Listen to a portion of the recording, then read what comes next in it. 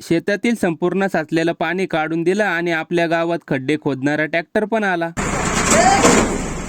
नमस्कार मंडळी, आजच्या नवीन ब्लॉगमध्ये तुमचं स्वागत आहे. रात्री पाऊस जरा जास्तच पडला, त्यामुळे मी निघालो शेतात. पहिले हा हत्यार म्हणजे फाळ घेऊन वावरातलं पाणी जमा झालेलं काढण्यासाठी आलो. या बघा, पट्ट्या फुल भरून गेलेल्या आहेत. पाण्याला सुरळीत मार्ग काढून दिला. तेवढ्यात लक्ष या पेरूच्या झाडाकडे गेलं. त्यावर तर खूप पेरू लागलेले होते. मग सगळे पिकलेले पेरू खुडून घेतले. आणि तुम्हाला पेरू खायला आवडतात का मंडळी? कमेंट करून सांगा बरं का. त्यानंतर आपलं शेतातलं काम पण झालं. चला मग घरी. गावात पोहोचलो आणि इथे हे बाबा काय बघताय काय माहिती? अरे, त्यांच्या घराजवळचा लाईटीचा जुना पोल बदलून नवीन पोल बसवण्यासाठी माणसे आली होती. मग त्यांना जागा दाखवून दिली आणि लगेच खड्डा खोदणारा ट्रॅक्टर पण आला. फार दुक्कट काढून त्यावर पाणी टाकून शेवटी खड्डा खोदलाच भो. कसा आहे मग मंडळी हत्यार? एक नंबर ना. मग त्या ट्रॅक्टरने नवीन पोल ओढून आणला. 3 माणसांनीच एवढा मोठा पोल उभा केला ना भो. मग भास्कर दादाने शक्तिमान सारखी ताकद वापरून एकट्यानेच वायर ओढून आणली. आणि ही बघा वायर, त्यावर डायरेक्ट प्लास्टिक कव्हर आहे. म्हणजे आकडा टाकणाऱ्यांचा विषय संपला. त्यानंतर पोलावर चढून वायरी सोबत ही पेटी पण फिट करून दिली. तेवढ्यात चहाची ऑर्डर आली. चला मग तुम्ही घ्या आयडीला फॉलो करून. भेटूया उद्याच्या व्लॉग मध्ये मंडळी.